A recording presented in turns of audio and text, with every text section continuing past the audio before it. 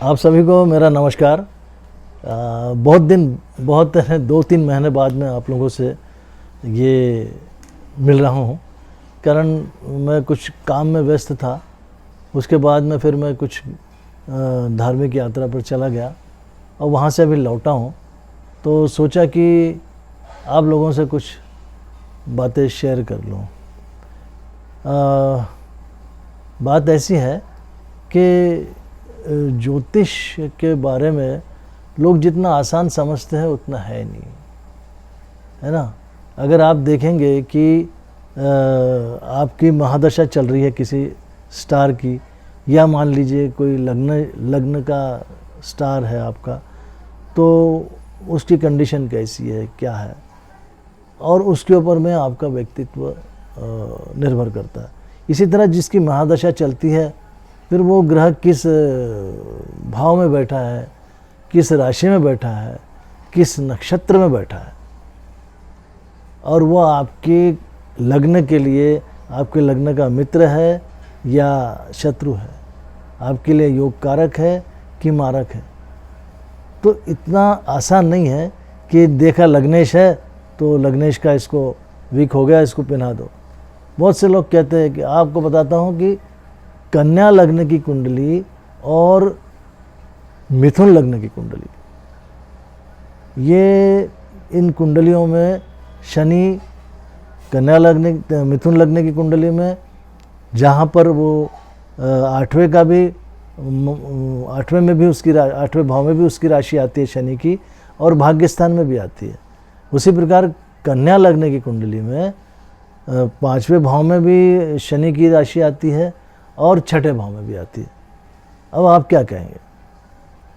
लोग कहेंगे, बहुत से लोग कहते कि अरे नहीं, वो जो भाग्यश है उस अगर चला गया तो कुछ असर नहीं होता उसका, और 5वें घर का भी शनि है तो कोई फ़र्क नहीं पड़ता। ऐसा नहीं होता, वो भाव का फर्क पड़ता है। भाव तो एक्टिव होता है जब आप अगर शनि को एक्टिव करेंगे, तो जहाँ जहाँ उसकी राशि है वो तो क्षेत्र उसके लिए क्रियाशील हो जाएगा। तो इस तरह से क्या है कि इतना आसान नहीं है कि आप बोल दें कि भैया लग्न का मित्र है तो कोई बात नहीं, आप पहना दो। मैंने ऐसा अनुभव बहुत किया है कि कन्या लग्न की कुंडली में और मिथुन लग्न की कुंडली में बहुत बार शनि अच्छा फल नहीं देता है, जबकि योग कारक है। लेकिन योग कारक होने के साथ साथ वो 6ठे का भी है और 8वें का भी है। 8वें का मिथुन लग्न में है और 6ठे घर का कन्या लग्न में है। तो इतना आसान नहीं है कि जनरली लोग देखता हूँ मैं, अंगूठी पहना देते हैं लग्नेश की, अंगूठी पहना देंगे, भैया कन्या लग्न है, शनि तो तुम्हारा पंचमेश है, पहन लो शनि का अंगूठी, आपका शनि यहाँ बैठा है, वो अच्छे क्षेत्र में बैठा है, पहन लो।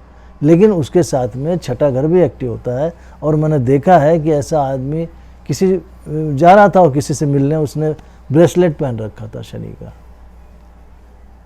वो वर्धा जा रहा था, जाते जाते अचानक उसका पैर फिसला और उसको हेड इंजरी हो गई, सर पर स्टेप लग गया, जो रेलवे के स्टेप जो होते जिससे चढ़ के जाता है आदमी।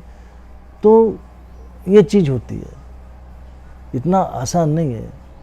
कोई ना कोई दुर्घटना, चोट चपेट में आदमी आ जाता है, क्योंकि 6ठे भाव का भी कन्या लग्न का पुरुष व्यक्ति था वो, और 6ठे भाव का भी है शनि उसमें। उसी प्रकार मिथुन लग्न की कुंडली में भी 8वें भाव का है। आपने शनि पहन लिया तो कोई काम आपके होंगे नहीं, रुक जाएंगे सब।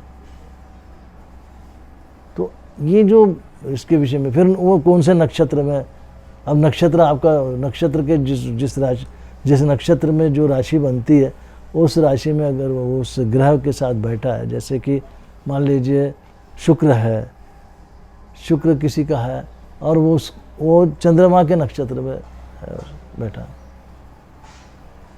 तो चंद्रमा के नक्षत्र में बैठा है तो चंद्रमा का प्रभाव आएगा कि नहीं आएगा? आएगा ना।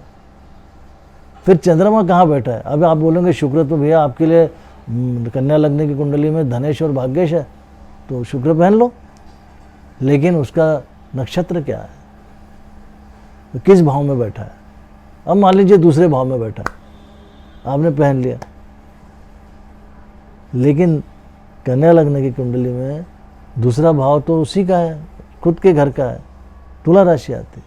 लेकिन फिर भी मैंने देखा है कि यदि शनि की दृष्टि में शुक्र आ जाए तो अच्छा फल नहीं मिलता है।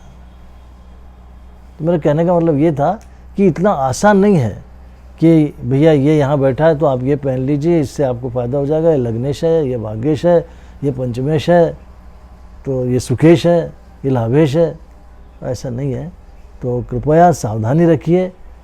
अच्छे सूक्ष्म जो ज्योतिषी है, जो उसका अच्छा अध्ययन करते हैं, अच्छा विश्लेषण करते हैं, उनकी परामर्श के बिना आप किसी भी रत्न के विषय में ना सोचे तो अच्छा है। ठीक है।